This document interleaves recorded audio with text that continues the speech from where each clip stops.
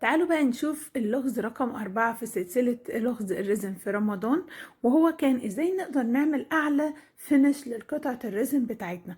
وهقول لكم في الفيديو ده طريقتين. الطريقة الاولى وهي اللي ظاهرة قدامكم في الفيديو، وهي ان احنا بنحط على ظهر القطعة بتاعتنا مادة اللاتكس. طب لو ما عندكمش مادة لاتكس هتقدروا تحطوا الجلو الابيض بتاع المدارس المعروف دوت، تقدروا تحطوا طبقة حلوة منه، وبعد كده تسيبوها تنشف حلو جدا علشان الطبقة دي هي اللي هتعزل الريزن ان هو ينزل على القطعة بتاعتنا من تحت. ولو نزل لما نشيل الطبقة دي بتتشال كأنها قشرة.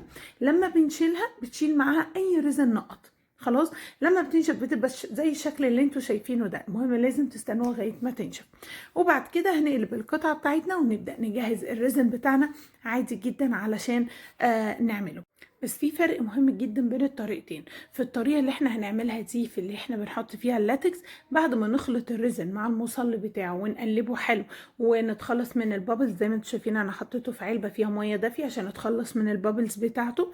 بعد ما اتخلصنا وخلاص هنبدا نصب على طول، ما بنستناش الريزن يتقل ولا يحصل له اي حاجه، بنبدا نصب على طول. الفكره كلها هنا وبالذات ده بيتعمل، يعني انا بعمله بس في القطع الكبيره اللي هي زي حفظ الورد وكده، لان انا ببقى حابه الجناب بتاعتها تبقى مظبوطه مع القطع من فوق، لان هي بتبقى قطعه كبيره قوي. فاللي احنا بنعمله بنطلق الريزن طبعا من النص، وبعد كده نبدا نوزعه. والافضل ان احنا نطلق من النص. طبعا حركه ان احنا نوزع بايدينا او باي اداه عندنا اوكي تمام، وبعدين نبدا بالكوبايه نرش زياده بقى على الجناب. لو انتوا قادرين تلاحظوا ان في زي نقط بتتجمع من تحت، النقط دي موجوده من الناحيه بتاعت اللاتكس.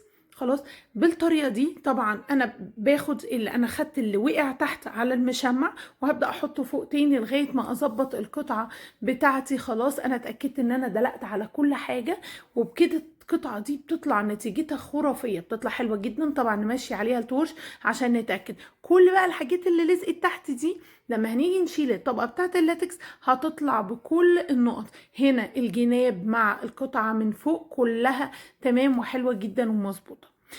الطريقة التانية بقى وبالأكتر أنا بستخدمها يبقى عندي قطع صغيرة مش مستاهلة العمايل دي كلها، وهي إن أنا لازم شرط مهم جدا إن الريزم بتاعنا يكون تقيل. يعني أنا القطعة دي خلصانة أهي، وده تكنيك الكلاود واللي هو السحاب في الريزن. وبعد ما خلصتها طلعتها من القوالب وحطيتهم مرفوعين كده عشان أعمل الطبقة النهائية أو التلميع النهائي بتاعه. واللي أنا بعمله إن أنا خلطت ريزن، استنيته يتقل، وبدات ان انا احطه بخله زي ما انتم شايفين. يعني التاني لا احنا كنا بندلق راحتنا، لا احنا هنا بندلق في النص حاجه بسيطه، نبدا نوزعها على القطعه، وبعد كده نبدا ننقط عليها بعض من الريزن لغايه ما تدينا شكل بومبي حلو. ايه اللي يخلينا اولا انا هنا ولا حطيت لاتكس ولا حطيت جلو ولا حطيت اي حاجه على ظهر القطعه. انا معتمده ان انا بحط ريزن تقيل فمش هيجري مني، وبحط ريزن يا دوبك يا دوبك على قد القطعه بتاعتي، ما بحطش زياده. وعلشان كده هنضمن ان الريزن بتاعنا مش هيقع، هيدي نتيجه تحفه وخرافيه. يا رب يكون عجبكم. تنسوش تعملوا لي لايك وكومنت علشان ده بيشجعني اكمل معاكم بقيه الالغاز كلها ان شاء الله. اللغز الجديد بتاعنا ايه رايكم في تكنيك الكلاود دوت؟ تعالوا نتعلموا مع بعض الفيديو الجاي ان شاء الله. الفيديو الجاي هيكون عن ازاي نعمل التكنيك الكلاود في الريزن. اللي يعرف التكنيك يكتب لي في الكومنتات، واستنوا اجابتي في الفيديو الجاي. سلام عليكم.